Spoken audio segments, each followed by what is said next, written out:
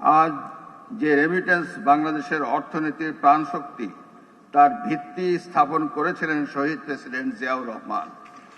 আপনারা হয়তো জানেন, রাষ্ট্র পরিচালনার দায়িত্ব গ্রহণের পরপরই তিনি মে দিবস উপলক্ষে প্রথম জনসমাবেশে গর্বের সাথে নিজেকে একজন শ্রমিক হিসাবে পরিচয় দেন। তার প্রবর্তিত ত্রিপক্ষীয় শ্রম নীতি ও সংস্কার শ্রম কল্যাণের ভিত্তিকেই শক্তিশালী করেছে। 1976 সালে তিনি প্রতিষ্ঠা করেন মিনিস্ট্রি অফ ম্যান পাওয়ার। এ সময় তিনি মধ্যপ্রাচ্য সহ 33টি দেশের বাংলাদেশি শ্রমিক প্রেরণের ব্যবস্থা করেছিলেন। এই উদ্যোগই পরবর্তীতে বাংলাদেশের অর্থনীতিতে বৈদেশিক মুদ্রা প্রবাহের নতুন যুগের সূচনা করে।